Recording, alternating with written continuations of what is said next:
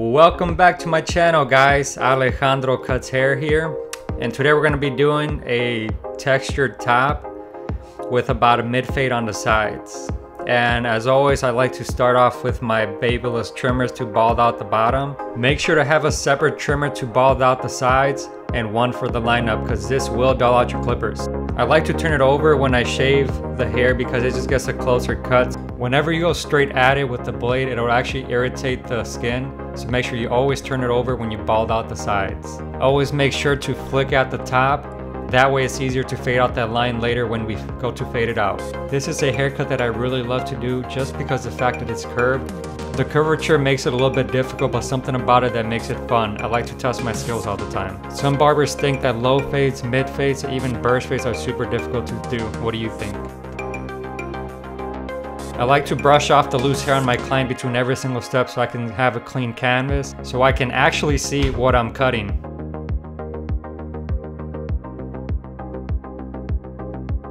Now that I'm done with my trimmers, I'm gonna move on to my Babyliss shavers, and I'm gonna shave it all the way up to the top. But remember to flick up at the top, that way it's easier to fade in the next step. But you never wanna fully shave through all the way up through that guideline. You wanna make sure to flick at the top, and that's a crucial step, or else you're gonna make the fade a lot higher than it needs to be. Obviously, as you guys can see, this is a double-headed shaver, but I'm only using the longer side to cut. I'm not using the shorter head, especially behind those ears. Just go ahead and use that long head of it to make it a lot easier on yourself, especially on this mid phase or low phase. Any tight area that you need to shave, make sure you use the long head of the shaver. It'll make it so much easier. Also, as you notice, I use one of my fingers to hold down the ear. You always want to hold it down, not too much pressure where it makes it uncomfortable, but again, you want to hold it down so you don't cut the client's ear. Also, make sure you get every single hair behind the ear because you don't want to leave any loose hair there. It's just very unprofessional and it just sucks for the client. Next, I'm parting my hair, getting it ready to fade. Grab your Mother Truckin' Wahl Senior cordless, and we're gonna open them up and we're gonna fade up about 1/2 inch. We're flicking at the top. We're always flicking out actually when we do any level. Notice I'm only using the edge of my blade, which makes it so much easier. Try it out, you might like it. At this point, I set my guidelines with the lever open, and I'm just gonna go back and make sure all the hair is nice and evenly cut before we move on to the next step. And the next step, we're gonna close the lever all the way down, and we're gonna massage that bottom line out. We're gonna fade it out by tweaking our lever a little bit as needed. At this point, you really wanna hope to develop a great eye because it's not really about size anymore, it's just kind of looking and just trying to take off the hair where it needs to be cut off. And this is where the master barber eye comes in that you will eventually develop in no time. Brush, brush, brush, brush that loose hair so again, you always have a clean canvas and you know exactly what you're doing. I wonder, what kind of clippers do you guys like to use? And when I mean clippers, I mean fading clippers. I wouldn't mind trying a different brand. I've been using Wahl for a very long time and I'm always down to try something new, so drop it on the comments. I quickly grab my Babyliss trimmers and I'm just doing details at this point. Make sure to physically step back so you can see a better view of your haircut from a distance. That's a big tip right there because nobody's really gonna look at a haircut as close as you do. My next step, we're gonna debulk the hair. I'm gonna grab the 3 and we're gonna take off the majority of that top dark section. But again, we're just flicking at the top, and also notice, I'm probably gonna using 3 to 2 combs on the guard. Using the tip of my blade, we're not using the entire clipper, and to be honest, this is just preference, but if you want to try it, I think it's very helpful. To be honest, I'm not big a fan of guards, but at this point it probably would have been easier to just grab a comb and clipper over comb all that bulk. I slapped the number 1 guard on the Wahl clippers, and now we're gonna go about 1 inch up, flicking at the top. Count how many times I say flicking at the top because it's just very important. Now, normally I don't work on half of the head first when I fade. I'm only doing it for the video's purpose. I'm actually filming this as during my work week, so this is a live haircut that I do. But again, to save time, I just learned that it's just been easier to film my haircuts this way. Some people actually prefer to do it in real life, but I just don't think it's efficient when it comes to time. I usually do all the sides of the head all at once. I go from left to right and right to left. Back to the haircut, so at this point I am making adjustments on the lever and I'm fading the bottom line out. Adjusted the lever as needed. There is nothing more satisfying than watching his fade come together from the 0 all the way up to the number 3 on top. Notice I'm only using the very tip again, and this is for those very small details and just the fact that we always want to cut against the grain. I'm going to show you real quick how I fade the beard. I start at the bottom using a number 1 open, and we're going to go all the way down to and fade all the way back up to a no guard, 0, and shape. Please be careful in this step. Don't go out there and jack up someone's beard. Wow, that fade looks so good. Obviously I did the other side the exact same method as the other side, so here's just the same part but on the left side of his head. Like I said, I figured it's easier when I film to do one side at a time. Although again, I would not recommend doing this in real life because it will add like an extra 10 minutes to your haircut. But to be honest, that's just kind of, it doesn't really mean anything. If it's your style and it works for you, go ahead and do it. As a barber, you don't really want to find someone's style. You want to find your own style. You want to try different things. Keep the things that you like and drop the things that you don't like. The part about mastering the barber game is honestly just developing your own style. And that's going to take a very long time. I mean, I've been in this business for about 15 years now. And I still like to consider myself a student. I'm still learning the game. I'm still trying to find new ways to fade, quicker ways, better clippers, but it also just keeps it fun. Just love the journey. The barber game is truly a fun and very awesome occupation. I don't care what people say, I love it. A lot of people who get into the industry are actually artists. Like I used to draw a lot in high school. I know a lot of barbers that are talented in other different fields, but this is a piece of art. This is a piece of art that you give to a people, and they walk around basically like walking billboards. And it's not just a haircut. It's not that simple. It's the confidence they get from it. It's the experience when they come into the barbershop. It's just something that it's more powerful than a lot of people think it is. It's not just a haircut. It's literally a depression pill. It's a boost in your confidence. It's just, I mean, imagine all the people that got a haircut before their big events. It could be weddings, it could be interviews. Imagine how much that haircut did to help them get through some tough times. Really think about that, and then that's what a haircut really is. Take pride in this occupation because it's so powerful and meaningful to people. The next step, I'm gonna trim the top. As you saw, I wet it and I'm gonna comb it down, and first we're gonna work the tips out.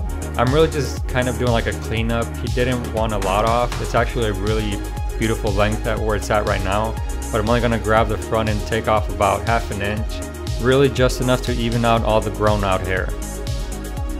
Notice that when I lift up his hair, I actually cut it at an angle because I want it to be longer up front. I want it to lay down and be more textured in the front and a little less bulkier in the back, because it just makes it look, it gives it shape, it gives his head shape, it gives the waves just a bit more of a movement. So that's what we're gonna go for here.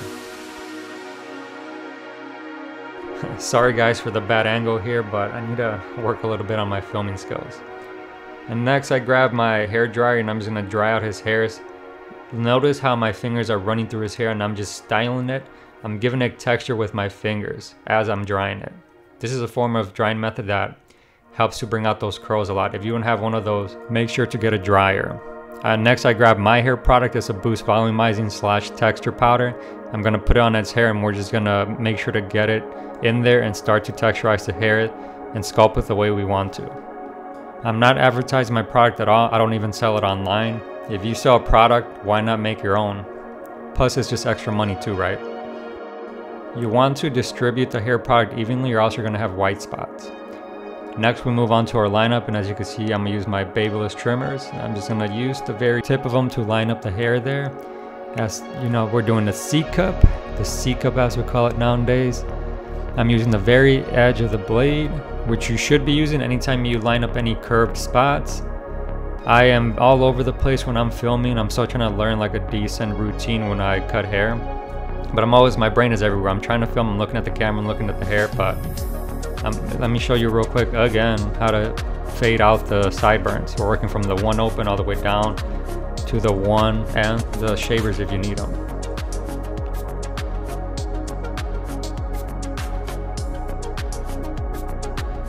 spread a little shaving jelly on that skin to shave.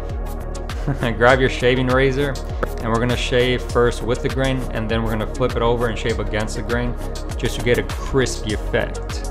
This is that lining that's gonna make you slap your mama, and if it doesn't, you fail as a barber. Let me get you guys another close-up of the other side, and again, we're just using the very tip of it. You wanna grab yourself a comb with your other hand so you could constantly just rake out the loose hair. So again, you know what you're doing, you're working with a clean canvas, you're not cutting blindly.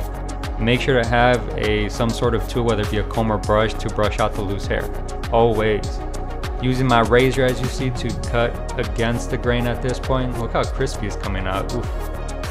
That bottom piece where the lining is at the bottom of the C cup, you want to make sure to line that up with the thickness of the beard. The haircut is pretty much clean and ready to go. Let me show you guys real quick how I do my beard. If you want to skip it, cool, but you're going to miss a lot of valuable information. I have my detachable clippers on with a 1.5, but you can also use regular clippers with a 1.5 guard, and I'm going with the grain. We're keeping the length of the beard because he wants to keep it that way. We're just cleaning up any of those loose, scraggly hairs. Now you could just go ahead and just raw dog it with a wall clipper with no guard, but it's just so much easier and a lot safer, less risk when you use a guard on your clipper as you're shaping up the beard.